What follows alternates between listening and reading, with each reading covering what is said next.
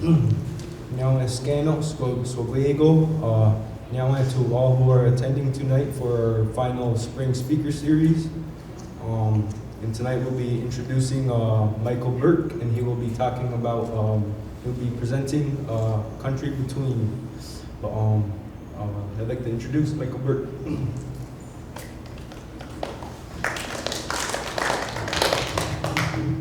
Thanks, Carson. Thanks, everybody, for coming out tonight. Also want to thank Hayden and everybody here at Seneca-Iroquois for having us up here, for having me up here to do this talk on Seneca people's connection to what's now Pittsburgh and western Pennsylvania, that part of the upper Ohio River, and also for welcoming us here at the museum over the past couple of months as we've kind of been developing our new exhibit on all the historic native nations of the Ohio country. Also wanted to give a quick shout out to our buddy DJ Huff, who I've put a lot of miles on the road with over the past year and a half or so. We've worked on a lot of projects together, and he's one of the people who's really expanded my knowledge of Seneca people's connection to the Ohio country and what's now Pittsburgh and western PA. So to talk about, to begin kind of talking about some of these connections, there we go, that Seneca people have to this region in the upper Ohio Valley. I just put up a map here to kind of show the region that we're talking about and some of the migration routes that different people took to get to the Ohio country in the early 18th century. Seneca people's connection obviously goes back much, much further than that, back to the 17th century and maybe even earlier. In the 18th century, there's a lot of migrations, people coming to the Ohio country from different areas, Iroquois people coming from this part of the world down the Ohio River, also Lenapes or Delawares and Shawnees coming from further to the east, and they're migrating across the mountains to this country in the upper Ohio Valley around Pittsburgh, what's now Pittsburgh and western PA, which becomes kind of a sanctuary for Native peoples in the early part of the 18th century. The one factor that is kind of the push factor, or in some ways the pull factor, in bringing people to the upper Ohio Valley is this idea of colonialism that affects all Native people in North America from the early 1500s onward. It implies all kinds of things that change the way that Native peoples live, that change their worlds, their material culture changes, their economic system that they engage with through the fur trade kind of changes the way of life for Native peoples all throughout eastern North America. They also are exposed to European diseases to which they have no natural immunity. In some cases, 90% of Native populations are being decimated by European kind of old world diseases. And you also have this tremendous push of European settlers coming to North America as well. So the people who run the empires and the people who fund these colonial ventures obviously are there to turn a profit. They're engaged in the fur trade, and they really don't care to what extent they exploit the Native people who live in North America. The people who are coming to settle are from the lower rungs of society. They don't have any real big ambitions or animosities necessarily toward Native people, but they're there because they have left Europe because it's a bad place for them, and they're looking for a fresh start. But they also come to these regions where Native folks are living, and they immediately come into conflict with Native communities, and so that's one of the fallouts of colonialism. So those are the kind of push factors, kind of bringing people to the Ohio country in the 17th and 18th century. For Seneca people, and this is something that I didn't realize until I met DJ, obviously Seneca territory in the 17th century is a little bit further to the east of here. A hunting territory extends further to the west into this area. So, you know, at the western door of the Haudenosaunee Confederacy, you've got like access to Lake Erie, but also to this beautiful river called Ohio that kind of rises up here in the Seneca homelands and extends 1,000 miles down to the Mississippi River. As soon as DJ kind of enlightened me to the fact that you guys call it Ohio, I'm like, oh yeah, it's Ohio. You know, it all starts to make sense. And it also kind of let me know that this was what the French were using for their point of reference as well. They refer to the Ohio River as La Belle Riviere, or the beautiful river. So they're just taking the Seneca meaning and understanding of this river and adopting it as their own. So if you're living out here and you're hunting out here, this river's got to be very enticing. You know, what's down there, what's beyond this. There are some limiting factors in the early 17th century, the early 1600s, and those are the other nations who are settled in the vicinity up here. And so this is a picture of Susquehanna, a warrior from the early part of the 17th century. This is, you know, in the eastern part of what's now Pennsylvania. Out here, you know, in the Great Lakes region and the upper Ohio Valley, you have Hurons, Wenros, other groups. Further down the Ohio, there's a culture whose name for themselves we don't actually know. They're known to archaeologists as the Monongahela people. They disappear around 1600, 1630-ish. And so, but there are these other nations that are settled in the vicinity that kind of limit Seneca people from exploring, but further down the river. One of the things we talked about just briefly that Native people are engaging in is the fur trade. It's a system that supplies Native communities with material goods that really drastically change the material culture in their community. So it's metal cooking pots, knives, European textiles, firearms, things like that. But if you're hunting for the market, these are all very useful tools. They also, you know, kind of change the way that Native people dress. They dress, you know, with oftentimes after this period with European textiles, but in kind of native forms of clothing. So Native folks are engaged in the fur trade. The Iroquois people are kind of involved in that too. One of the things, because this is an extractive industry, you're taking furs, you know, fur-bearing animals, taking the furs and bringing them to market. Very quickly, the nations that are east of the Mississippi start to deplete the fur supply in their own territories. And so one of the things, you know, by the mid-17th century, any native culture would have seen numerous other neighbors of theirs succumb to the pressures of colonialism. So one of the things that Iroquois people have to be looking at is ways to kind of survive this kind of onslaught of colonialism. And one of the ways that you can do that is that you can choose to kind of go on the offensive. So with firearms that are acquired from the Dutch and English, Iroquois people do go on the offensive down the Ohio and into the Great Lakes area, kind of doing battle with these other tribes and who aren't necessarily armed with European firearms, and you know, kind of conquering a lot of these nations that they come into contact with. And in the process of that, Haudenosaunee people capture a huge swath of territory. Looking on this map, but essentially, you know, it'd be like down the Ohio River, which is this river right here, up around the Great Lakes, and back up to the St. Lawrence and back to kind of the homeland of the at that time 5 nations.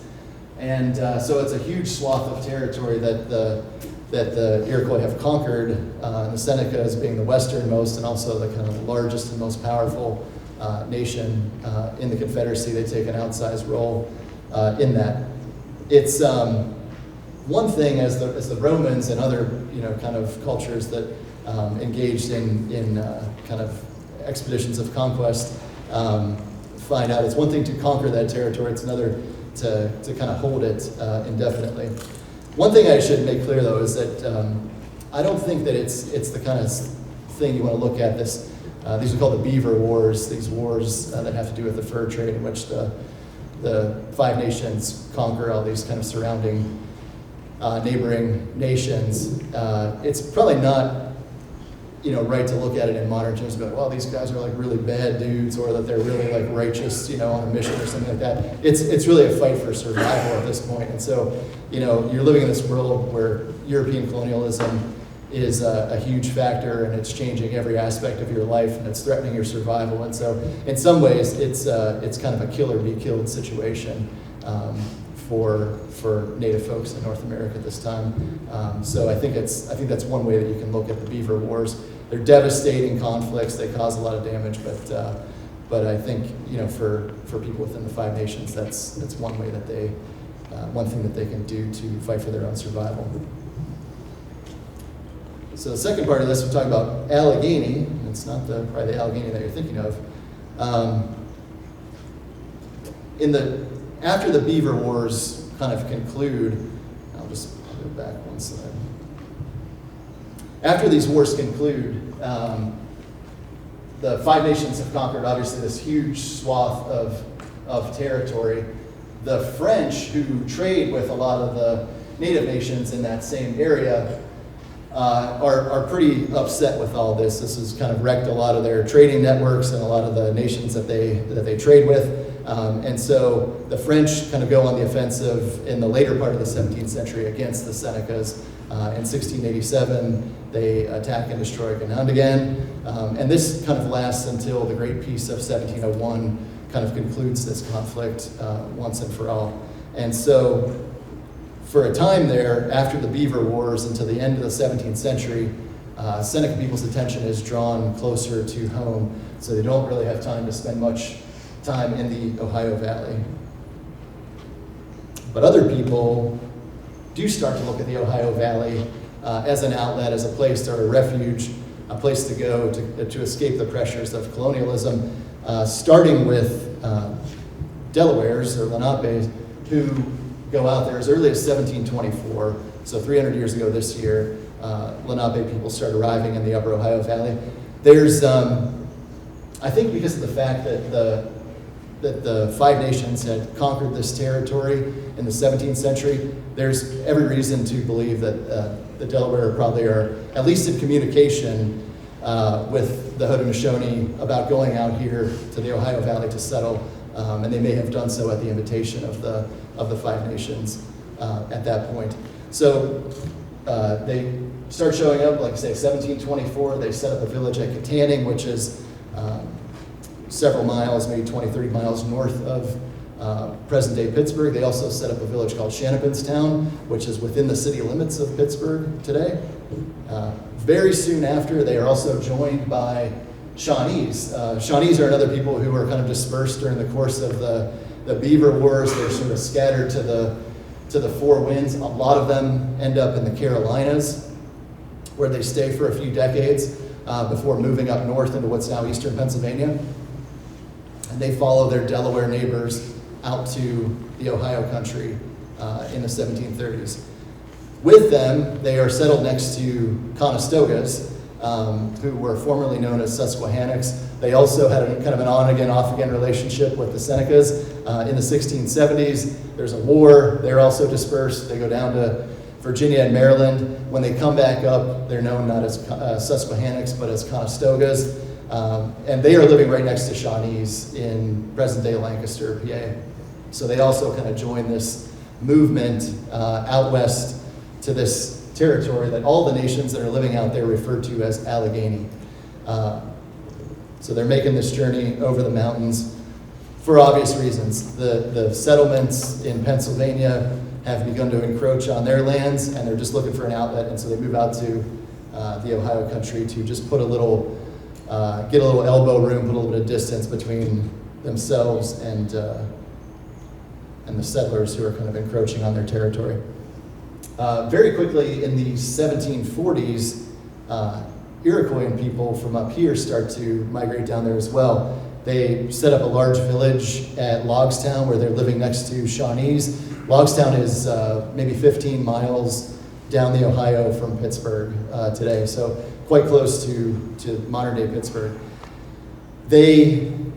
Even though they're kind of the last to settle, the last to arrive on the scene in large numbers, they very quickly have the largest population block at Allegheny, and they also become the main leaders in terms of diplomatic relations with Pennsylvania and trade relations with Pennsylvania and Virginia. So they become kind of the spokespeople for all of the folks living at Allegheny. In the 1740s, they're represented by two chiefs. One is the Seneca chief, Tonagreason, and the other is an Oneida chief called Scaroidy. This community is mostly Seneca down there, but there are also Cayugas who show up, obviously some Oneidas. There's another group of Iroquois folks that settles on the Sandusky River in what's now Ohio. Those are mostly Oneidas and Mohawks. So lots of Iroquois people kind of settling in the Ohio country at this time. And we'll talk a little bit more about this kind of phenomenon in a minute. One thing to stress is that the people who are coming to Allegheny are coming in family groups. These are, I think, in many cases, younger people, young families who are coming to live there, and they're coming to stay. And for several decades, maybe a generation or more, from the 1720s up until about 1750, Allegheny is really a place of sanctuary. It's a place where you can go to get away from colonialism. You can still maintain your trading contacts that have served you pretty well, and that you depend on in terms of the fur trade. But you also keep European settlers and colonists, at quite a distance. So things start to get interesting here in the 1740s with this Iroquois community that settles at Allegheny. Like I said, they have two kind of chiefs that are representing them. One is Tonagreason and the other is Scaroidy, and these are a Seneca man and an Oneida man, respectively. As early as 1744, they start to assert a little bit of independence themselves. They send messages to the French. They'd like to set up trading relations with them. And they also send, when that doesn't work, they send a message to the Pennsylvanians at Philadelphia saying, we'd like to establish formal relations with you. And they reference this council that they have founded, which they call the Ohio Council, which is set up not in conflict, or not in direct conflict with the Council at Onondaga, but it's something that they are clearly intending to be kind of a separate center of Iroquois life. They have quite a large population that's growing all the time, and so they're trying to kind of assert a little bit of independence. They actually light a council fire there at Logstown in 1748 in the presence of Conrad Weiser, who's the main agent when it comes to kind of working with native folks. He's also extremely close with the council at Onondaga. Weiser's invited out to this lighting of this council fire at Logstown in 1748. He's very, very apprehensive about even attending because he doesn't want to offend the council at Onondaga. But he does stay and hears attends the whole event. When the council at Onondaga finds out about this, they are absolutely livid. They dismiss everybody living at Allegheny as just a bunch of young hunters and kind of upstarts who have no authority and no business making any decisions whatsoever. But the colony of Pennsylvania chooses to maintain contact both with the Six Nations at Onondaga and with this kind of new community that's formed at Allegheny, because they view the folks at Allegheny as a potential buffer to the French, who have become kind of an increasing thorn in the side of the British. And so they try to kind of have it both ways. The folks at Allegheny continue to kind of act independently in the years that come, and this is when things start to change in a big way as the imperial powers, Great Britain and France, start to kind of assert their own wishes in the Ohio country. In 1749, the French come down the Ohio River from Lake Erie on down, placing lead plates at intervals at the confluences of important streams, claiming the land for the French. This really is interesting because it's kind of this imperial push on the part of the French. No one hates the French more than Tonagreason, the Seneca chief that's living at Logstown. He hates that they're kind of encroaching on this sanctuary, this territory that they have there, and their sense of independence. And so he wants to stop the French at all costs. In 1753, there's a young kid from Virginia who is employed by the governor of Virginia to go up and give a message, essentially an eviction notice to the French at their forts that they've built on the Allegheny or the Upper Ohio River. This is George Washington. He's in his early 20s at this time. He comes to Logstown in 1753 looking for a guide to take him up to the French forts, and his guide is no other than Tanagrisan. He's joined by a couple of other Seneca chiefs, White Thunder, who's also known as the Old Belt of Wampum, and another chief called Jeskake, and also by a young hunter who is not named except to be referred to as the young hunter. And they all go up along with Washington's fellow Virginian Christopher Gist to give this eviction notice to the French on the Ohio. They get up there in 1753. The French commander there tells him to take a hike, that this land belongs to the King of France. He also insults Tanagrisan, and so they kind of head back home. In the spring of 1754, the British build a small, pretty ramshackle fort at the forks of the Ohio River at the request of Tanagrisan and other native leaders. This is to be a storehouse, like a fortified storehouse or a trading post where they can come and do business and have, you know, kind of a very light British presence in the region to kind of counteract the French. They no sooner get the gate hung on this structure. Oh, and actually, I should rewind a little bit. There is some evidence to suggest that Tanagrisan actually helped to lay the first log of this storehouse himself. He was that kind of invested in the project. But the British, the Virginians who are building this fort, no sooner get the gate hung on this structure, which, and I think this diorama is pretty accurate. I don't think it was anything to write home about. They get the gate hung on this, and 500 French soldiers arrive from the Allegheny River to take control of it. There is an account that has emerged in recent years. A buddy of ours, a historian, David Preston, unearthed an Ohio country native account of this whole campaign. And this fellow, who's only identified as the chief warrior, he's not identified by name, says of this event, when the French showed up, Tanagrisan was there and actually ran up and shoved the French commander, and they had a little bit of a physical altercation. Eventually, the two sides decide to walk away. The French allow the British to surrender and march off with their arms. They try to actually purchase their carpenter's tools because they hear the British are good carpenters and they have good stuff. The British decline, and they all go their separate ways, really without any blood being shed. The French salvage what they can from Fort Prince George, this little fort, and they begin construction on a new fort called Fort Duquesne in the spring of 1754. And this little fort, which is only 40 feet from one curtain wall to the next, guards the point for the next 4 years, which is pretty astounding. It's a pretty tiny little fort that still is actually outlined in the grass there in Point State Park today. Later that same year, in 1754, George Washington is out again on the Laurel Ridge in what's now southwestern PA. Tanagrisan is with him.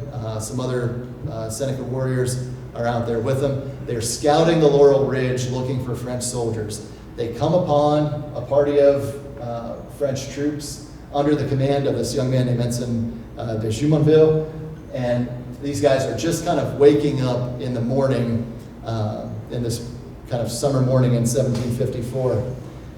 Washington, when he gives his later account of this event, says, something like, well, some things happened, shots were fired, and then, chaos ensues. The Ohio Country Native account that I mentioned a few minutes ago, this chief warrior says not only is Washington leading this assault, but he fires the first shot himself. And so Washington fires the shot, all heck breaks loose. A bunch of French soldiers are killed. Jumonville himself is wounded. And it's at that time that Tanagrisan, who again, despises the French, walks up to him and hits him in the head with his tomahawk and kills him. And he says, "You are not yet dead, my French father." And so ends Jumonville's life then and there. So in this one moment, Washington fires the first shot, and Tanagrisan kills this French officer, and it's like between the two of them, they have just started a world war that's going to expand from the backwoods of what's now Western Pennsylvania all the way across North America to Europe and Asia and Africa and all over the world. It's known as the 7 Years' War, or sometimes the French and Indian War. It is the last of these big colonial conflicts between Great Britain and France, and it actually turns out to be the decisive conflict for possession of North America. And it's kind of touched off in this event with George Washington and Tanagrisan. They then hightail it out of Jumonville Glen, as it's now called, to a place called the Great Meadows, which is a big natural meadow that's a few miles away. And they build this structure called which Washington calls Fort Necessity, pretty aptly because he doesn't have a choice in whether to make it. And he looks around him, and this place is actually like in a, sort of a natural bowl with high tree line all around it. And he describes it as a charming field for an encounter. Like, this is going to be a good place to have a battle. And so these guys are like sitting ducks inside this fort when the French and this large native force from Fort Duquesne come out and lay siege to Fort Necessity. The British have a hard time firing back. It then starts to rain. Everything goes south, and Washington's forced to capitulate and surrender this little fort. So his first military campaign is a complete disaster. The native folks who are with him, including Tanagrisan and Queen Aliquippa and some other folks, leave Fort Necessity. They go east to the home of George Croghan, who's another famous trader and agent who works with native peoples in the Ohio country. Tanagrisan later dies at the home of Croghan, and so it leaves this community out here at Allegheny without one of their main leaders. The next kind of event in the 7 Years' War to take place out there is the Battle of the Monongahela, or Braddock's defeat. The English sent General Edward Braddock with a large force of British regulars. His job is to build a road from Virginia and go out there and conquer Fort Duquesne and capture that for the British. And then he's supposed to go up and take all the French forts on the Allegheny and go up to Niagara from there, and then cut across to Quebec and capture that, and then capture Louisbourg, and then tie it all up in a bow and head back for England. And he makes it as far as about 6 miles from what's now downtown Pittsburgh, when this force of 600 or 800 native warriors and a handful of French officers comes out and meets him just after his army has crossed the Monongahela River and absolutely destroys Braddock's army. They are scattered. Anybody who survives runs back to what's now Cumberland, Maryland, just to try to escape. It's a complete disaster for the British, a huge, huge victory for native people in the Ohio country who are fighting to kind of defend their lands out here. In talking again with David Preston, he said, Braddock's defeat is like Woodstock for native warriors in the Ohio country. Like, everybody who's anybody is at this battle. I believe Corn Planter was there as a young man. Silver Heels, lots of Shawnee folks. There's Abenakis from up north. So there's lots and lots of native warriors who are present at this battle and contribute to this tremendous victory over Braddock's army. One person who's not there is actually the next big leader of Seneca people in the Ohio country, and that is somebody who I would call Gayasuta before. DJ has corrected me, it's Gayasota. He thinks it's a more kind of accurate name. So Gayasota is not at Braddock's defeat, and we know this because in 1755, in the fall of the year, he goes up to Montreal with a party of Senecas and pledges allegiance to the French and to join them in their fight against the British. And he says, we would have been here sooner, but we had an outbreak of smallpox in one of our communities. So he may literally have been sidelined because there was an outbreak of smallpox within his village. Needless to say, though, he comes back and takes a major role in the fight against the British in the Ohio country. And with Delaware and Shawnee folks and other Iroquois folks, they raid frontier settlements that have crossed over lines, these kind of encroaching or squatting settlements. They raid these throughout the the middle years of the 7 Years' War. In 1758, the British finally are successful in capturing the point in the forks of the Ohio from the French. They build Fort Pitt starting in 1759, and it finishes construction in 1761. It immediately becomes a thorn in the side of Native people because it's quite obvious that they're not coming just to set up a trading post. They're building the biggest fort that they've ever built in North America at the forks of the Ohio River, and they are coming to stay. And that really incenses Native leaders in the area.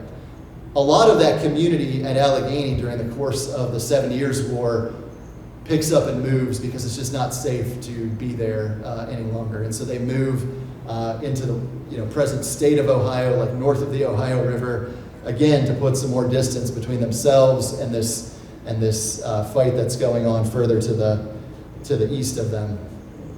So the British build Fort Pitt. The community that you can see around it is Pittsburgh. It does become a major hub of trade in the ensuing years, and the fur trade kind of continues through the 7 Years' War, the French and Indian War. Native people come and bring lots of furs and skins there. There's anything you can buy in Philadelphia, you can buy at Fort Pitt. One of the most important things, obviously, if you're a native hunter that you're acquiring at a place like Fort Pitt is gunpowder and lead and traps and things like that.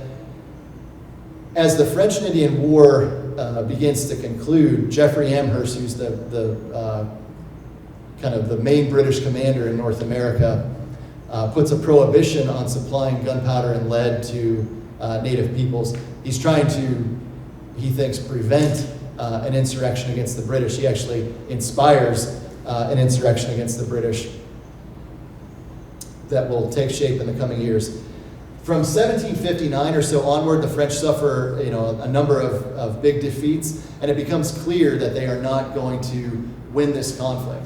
Now, the native folks, Guyasota and all these other native leaders who have been fighting for years are not fighting for the glory of the King of France. They're fighting to protect their homelands from encroachment from settlers. And so they, very early on, decide to continue the fight, and the main proponent of that is Guyasota himself.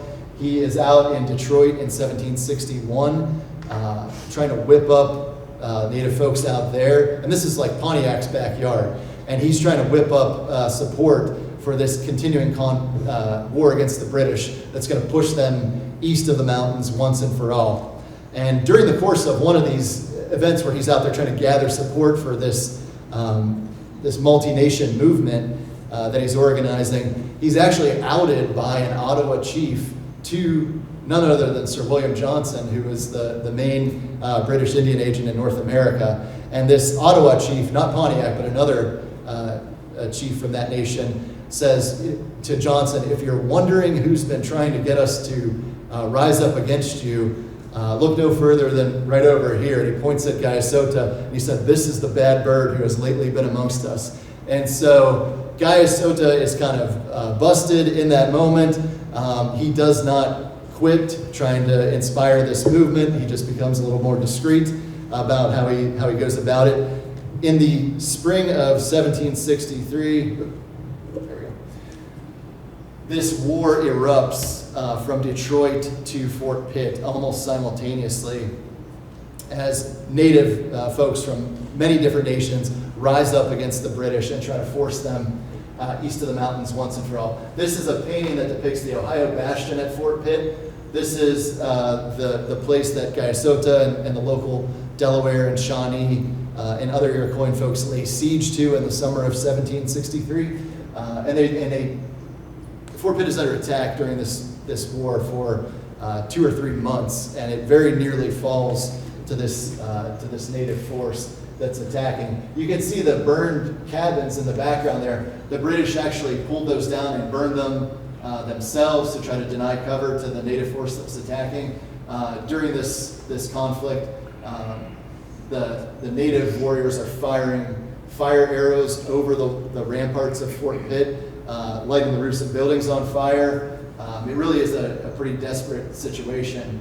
This is also if you're familiar with the event, this is also the event where British officers and officials at Fort Pitt call some Delaware leaders in for a parley and present them with blankets and a handkerchief from the smallpox hospital in an effort to transmit smallpox to them during the course of this war. So this all takes place during the summer of 1763 at Fort Pitt.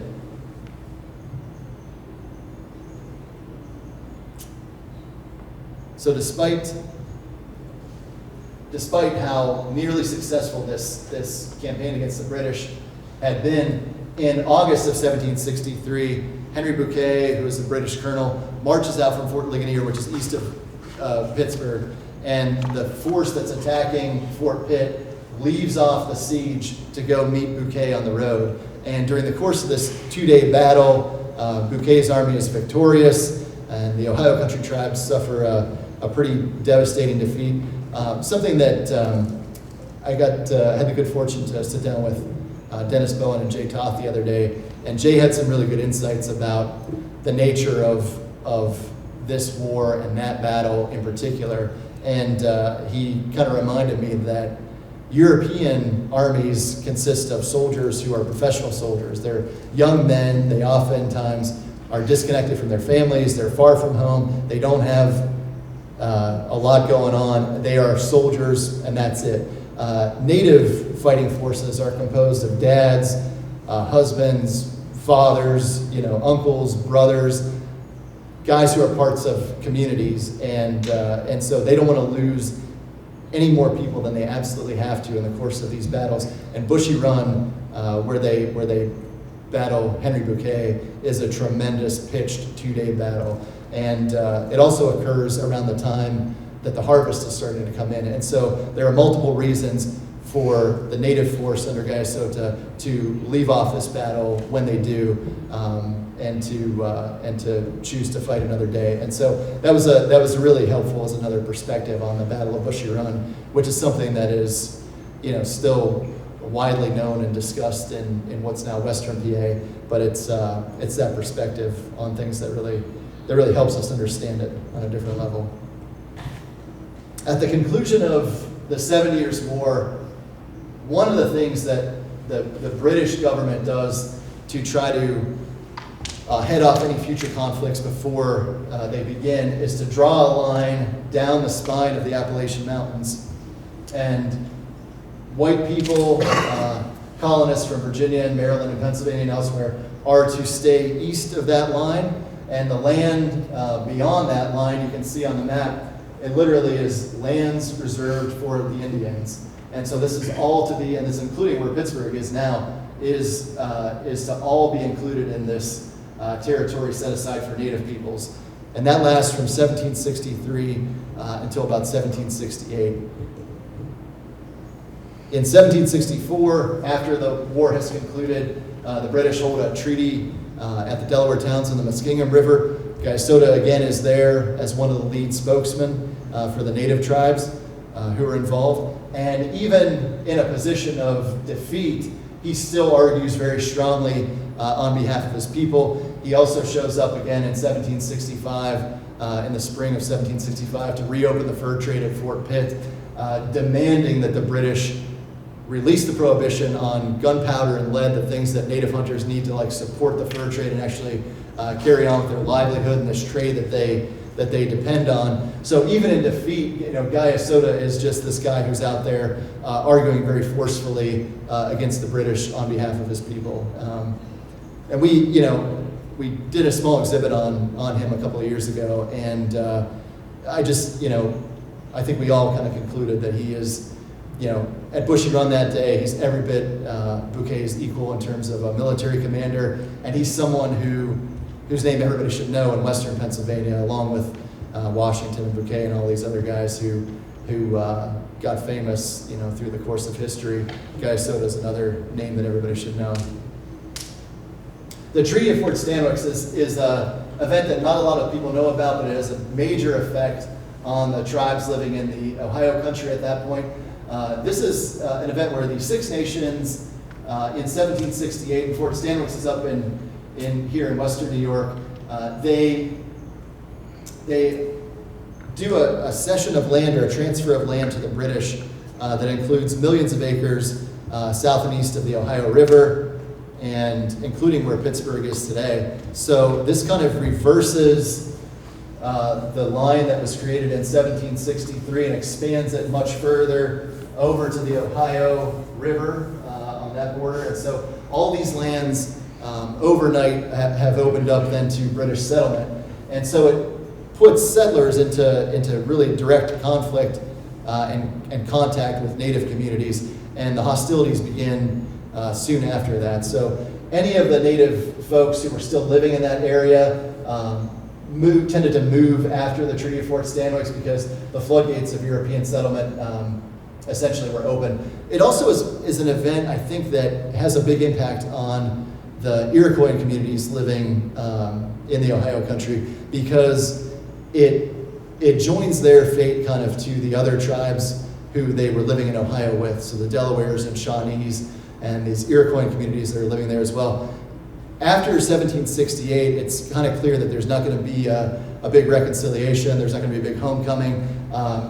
Their fate is kind of joined with those other tribes in the Ohio country and Great Lakes, and from there they continue to kind of move west further and further and further. They're forced out along with all the other tribes in Ohio in the 1830s with the Indian Removal Act, and their journey, their westward journey, doesn't end until they get to Oklahoma, where they still are today as the Seneca-Iroquois Nation. So it's a really important event for that reason, in separating these two Iroquois communities, the Six Nations up here in what's now New York, and this kind of pretty sizable Iroquois community that had settled in the Ohio Valley.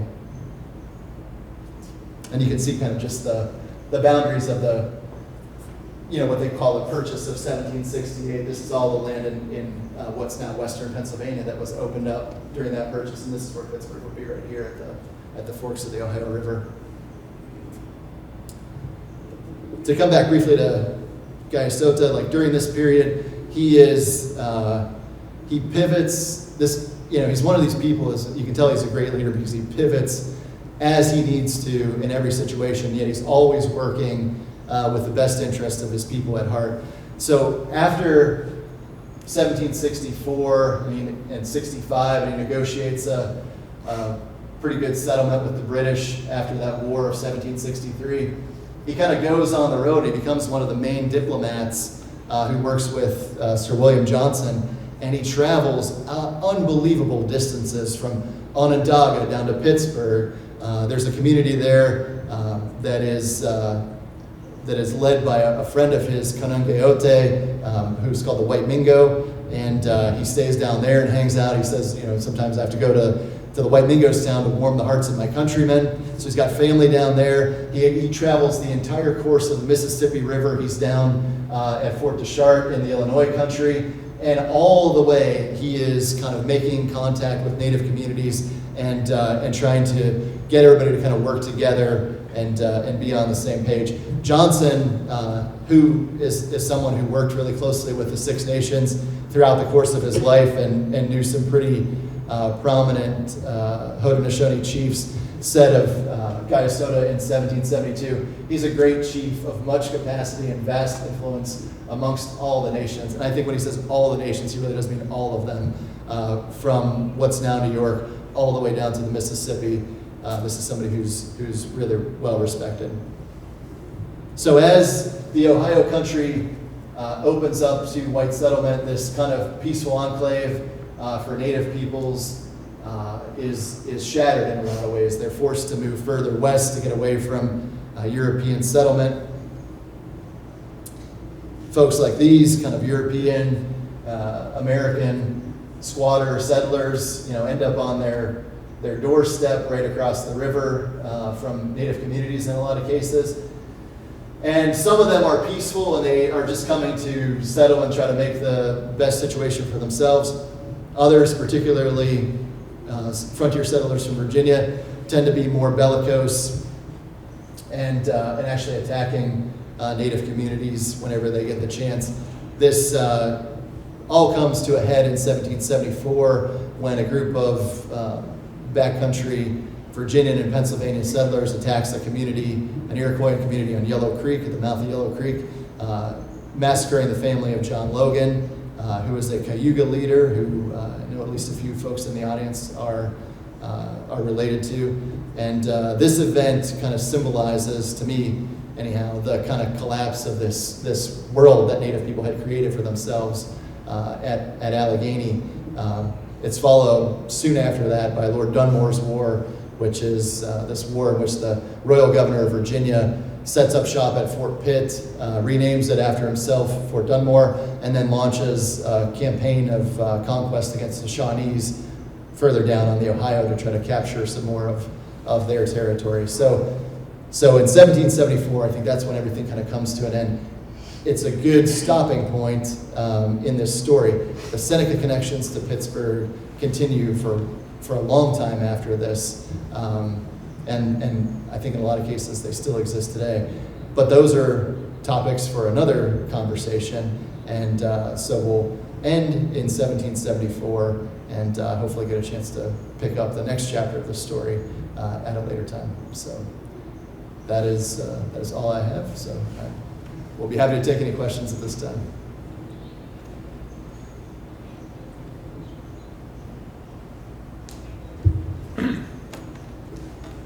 And I realize I went way over, so apologies for that.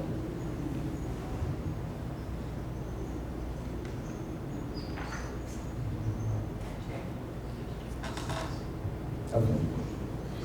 All right. I should point out too, in talking with Dennis and Jay the other day, I asked Dennis about Seneca people's connection to the lands downriver in the upper Ohio Valley. And he kind of described Native peoples out west who have various things that they do to kind of maintain their connection to the place where they were born, so that they can come back whenever they need to. I think he said to come back, and this is where we come back to roll around. And the upper Ohio Valley has that kind of connection for Seneca people. Actually, the whole way down that river has this very deep connection. As even these wars are going on in the 17th century, there are large numbers of people, captured and adopted and folded back into Seneca society who have these kind of deep cultural memories of the lands on the Ohio. And so I think that kind of becomes part of the Seneca consciousness and creates this kind of enduring, cultural memory of being on the Ohio. And it's something that when, the Kinzua Dam that's constructed in the 60s, that connection is severed. And so it's something that still affects, obviously, Seneca people to this day, that people in Pittsburgh really don't know a lot about. So I think anything we can do to kind of to educate people down there and kind of rebuild these connections is a good thing.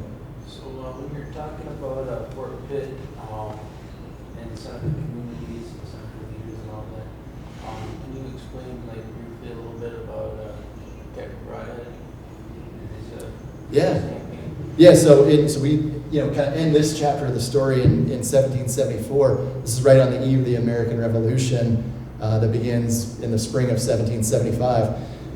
The Americans at Fort Pitt, so their first plan is not to enlist the tribes of the Ohio country to join them and fight the British. The first thing that they want to do is just get the native nations that are out there to remain neutral. And so they have a big conference in 1775, and these tribes all agree to maintain neutrality. Guy Soda is one of the people who speaks up and says, "Yeah, well, why would we join in this fight? It's between a parent and a child. It's between the King of England and his British subjects in America. And why should we go shed blood, to help either side win this fight?" And so the Americans are in a pretty good spot at that point. But over the course of the next few years, they alienate every single one of those nations. Cornstalk, the chief of the Shawnees, is killed at Fort Randolph. Delaware Nation has a treaty with with the Americans at Fort Pitt in 1778. White Eyes is killed by the Americans a few months after that. So as they alienate the tribes of the Ohio country one by one, they switch from this position of like, well, let's try to get everybody to remain neutral, to actively trying to attack and destroy Native communities in the Ohio country. And one of those efforts is the Brodhead Campaign in 1779, and it is kind of like the western wing of the Sullivan expedition. So Brodhead marches up the Allegheny.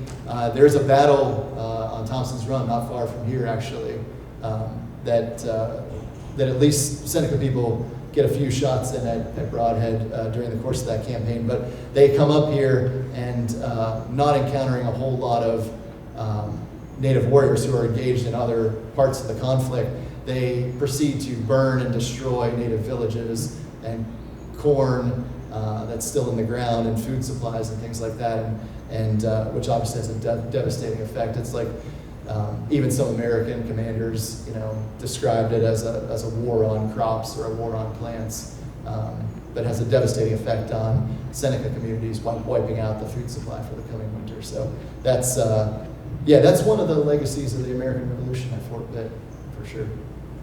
Does that answer your question, DJ?